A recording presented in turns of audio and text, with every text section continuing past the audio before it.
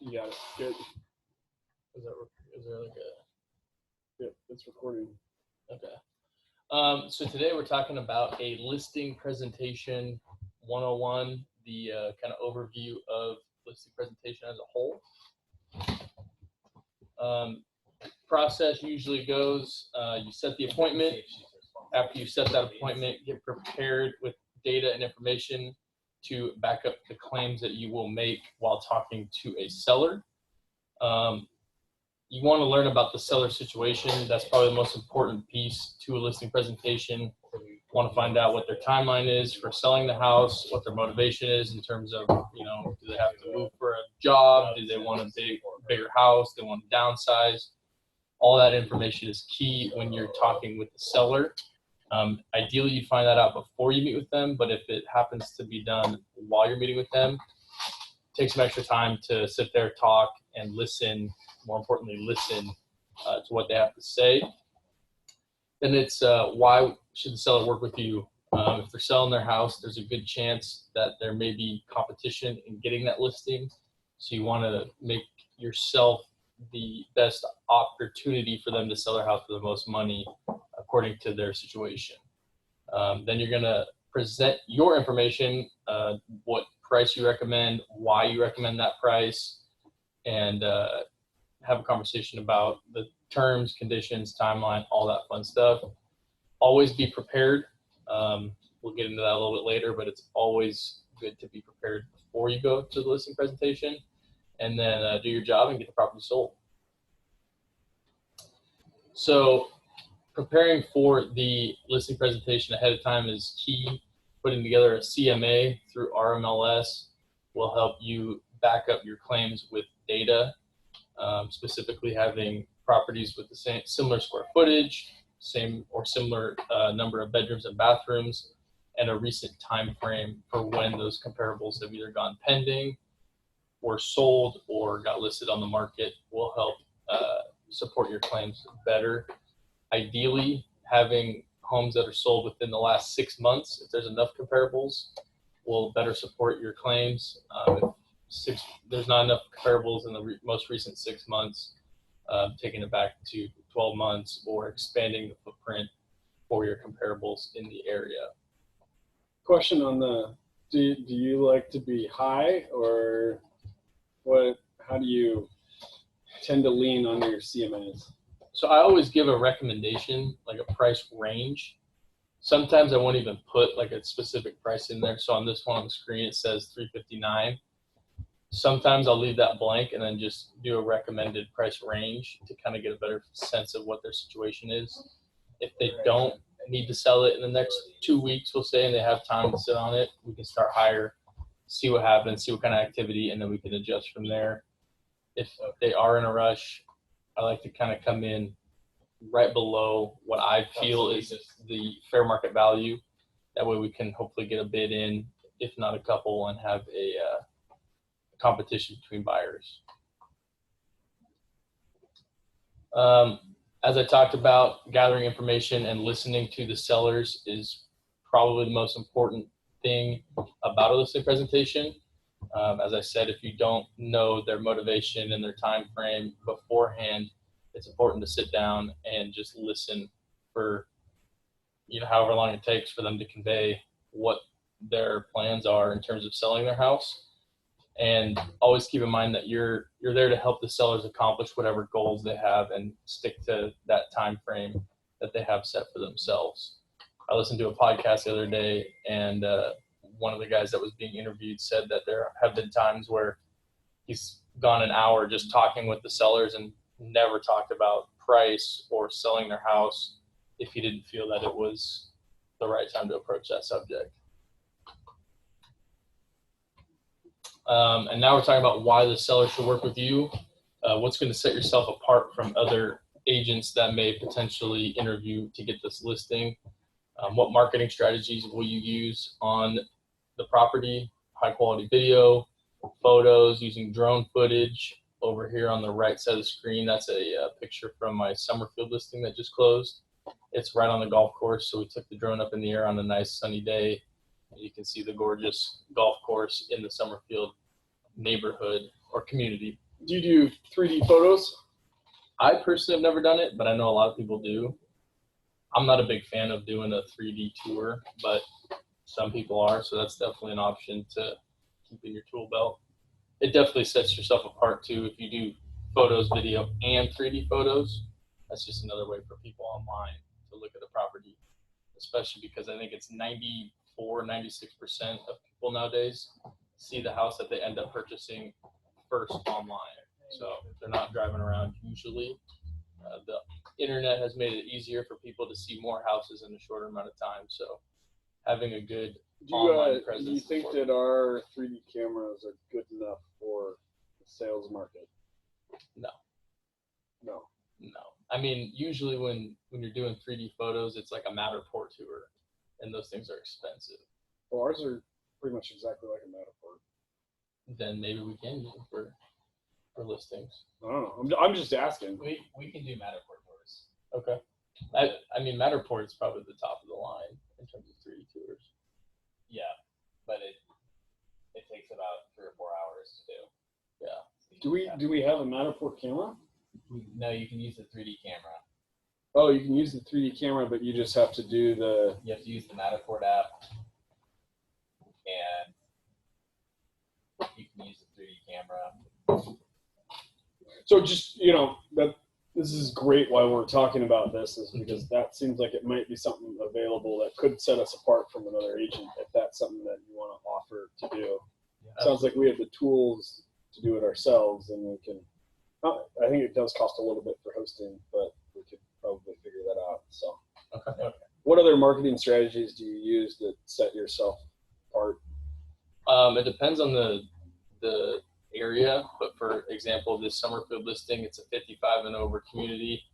A lot of the people are getting the local newspaper that goes around in the Summerfield neighborhood, and a lot of homes that are for sale in that neighborhood are being listed in there.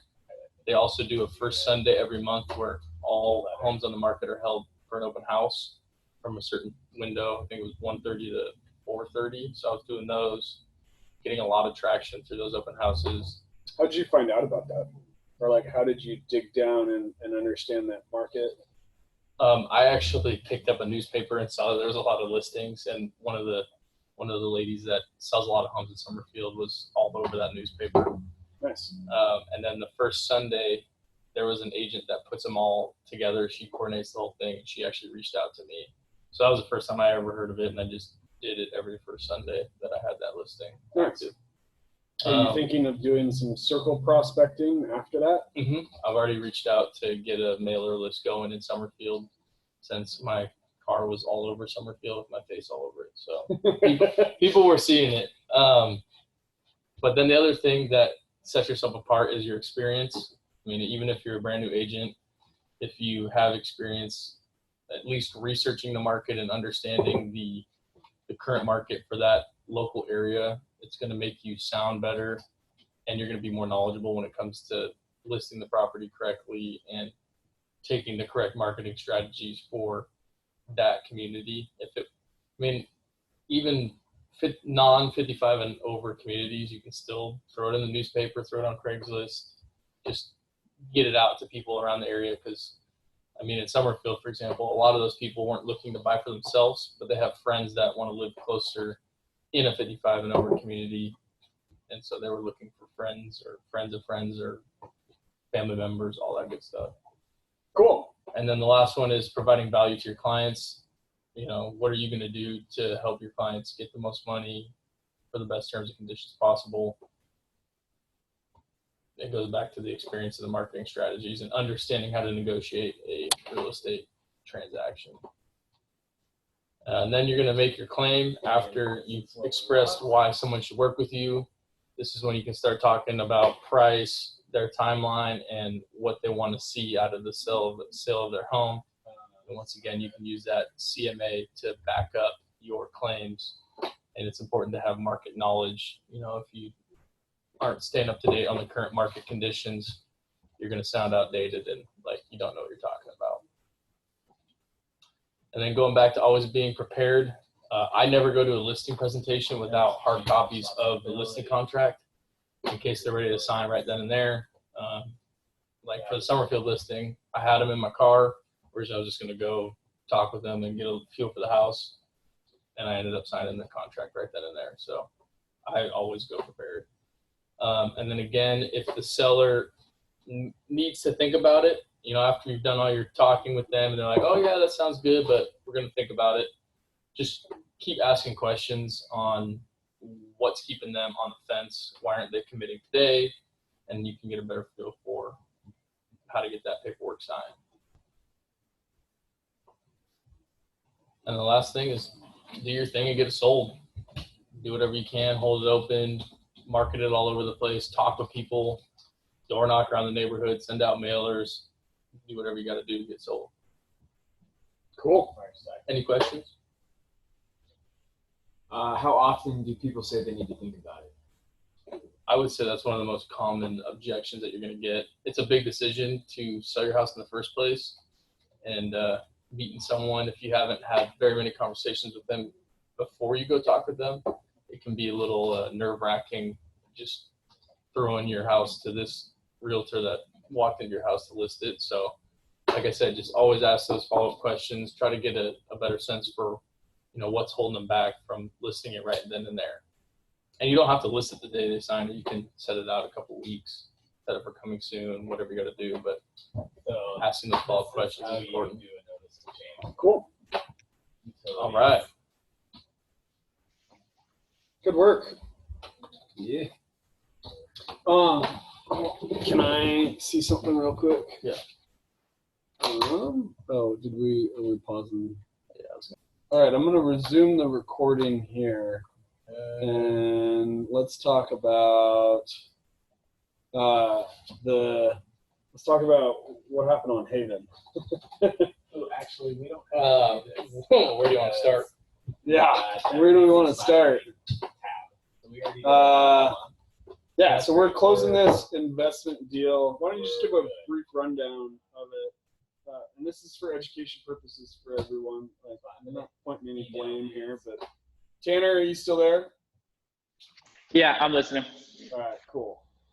Yeah, why don't you run down? Let's give a rundown, Trent. Okay, so the synopsis or summary of this transaction was it's a fourplex, pretty beat up. Originally, the seller wanted to sell it cash. And so we submitted an offer, cash offer for, I don't even remember what the original offer price was. Went through the inspections, worked them down a little bit in the repair addendum because there was more issues, 7468. There was more issues than what was originally shown on the internet, and we worked the price down a little bit more, and then we decided to get a hard money loan instead of the original cash offer. So we went through all that, got the loan looking good, and then at the last minute, the insurance company came back with an egregious amount of annual insurance payment. So we had to figure that out. Got a different quote for a lot less, got that handled, and then came to find out that there were no leases for any of the units and no records showing the monthly lease amount or security deposit amount. And that one fell on me because that fell on all of us. I mean, I think before you even go look at the property, I mean, sometimes brokers are unwilling to send the trailing 12 months is what it's called, the T12, which is like the information of all the leases, what rents they've received, what maintenance they've done, and it kind of gives all of that cost. Usually before you even go look at the property, you're able to review that. That's usually the first thing that comes over right after contract signing. So we should make it a note to ask for that stuff. Normally we do. It just slipped kind of all of our minds. I think everyone was giddy that we are getting a great deal on something. I mean, I think we threw the $45,000 number for repairs out there thinking we'd get a little bit, but we'd already negotiated them down from their lowered asking price. So I think everyone was kind of like, this is going to be sweet, and like, let's move forward. So definitely on investment deals, I want to make sure we get the trailing 12 costs as soon as possible and identify any issues with leases and that sort of stuff. So What's all included in like trailing 12 costs?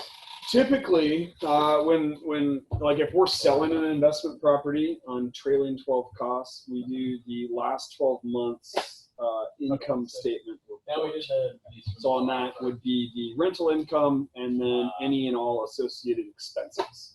So you want to see like the management fee coming out, you want to see how they get down and calculate the NOI.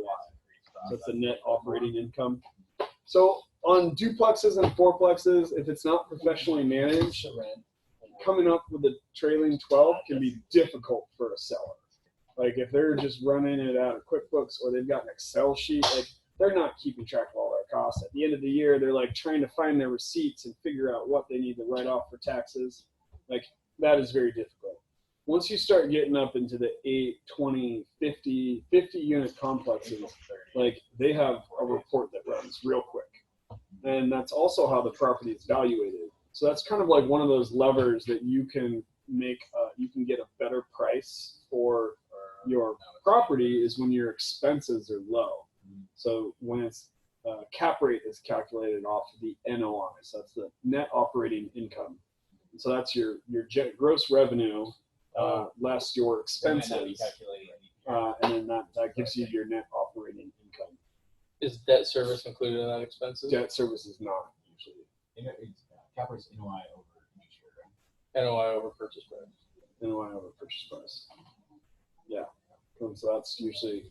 Trapdoor.com/blog. You'll find the post about it. I have a quick question. AJ, are you able to ask for that T12 before you're in contract, or are they not obligated to give that to you? You can definitely ask for it and definitely suggest asking for it. Most sellers won't send that over. Okay. They don't want the information public. Gotcha. And usually they want it in contract. A lot of the commercial firms will put together like a presentation that has a pro forma on it and some sort of idea of what the T12 is, but they may not have they probably and most likely don't have the actual T12s on there. Okay. And sometimes like on a T12, they'll back out. Like if the owner did self-managing, they'll even put in like a management cost, or if something was erroneous, they'll back it out of that T12 and do their pro forma off of that and do the marketing materials. So it's important that when you're looking at a deal, you compare whatever marketing materials they have to like what the actuals are. And then you do that during your due diligence. And that may be a little bit more in commercial than like residential. But good practice in residential to get up and start doing that sort of stuff. Cool. So the takeaway is ask for the T12s early in the deal. And make sure you confirm all of, I think more so than just the T12s is make sure we confirm all of the marketing material. Because like I said, the sellers of like smaller duplexes, fourplexes may not know or have what those T12s are, but confirming in writing what all of the marketing material that was presented. Right. And the purpose of that is because that's the perception of the deal. Exactly. So if you get differences, you contrast it. Exactly. And you can use that as leverage to get a lower price. Yeah. So Once we got the rental rates stated, we were getting discrepancies also. So it was another fun twist to this thing. yeah, and we're not in a position to ask for more money, but during the due diligence, we could have presented that and said, hey, you guys advertised that the rents were this and now they're this. The deal doesn't seem as good to us now, so we should get a reduction in price. So are there currently people living there, or is it vacant? no, it's 100% occupied.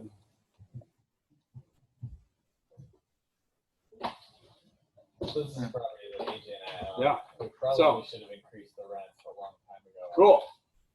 All right. So yeah, just wanted to go over that quickly because that's a good learning point. So thanks, guys. Thanks, Trent.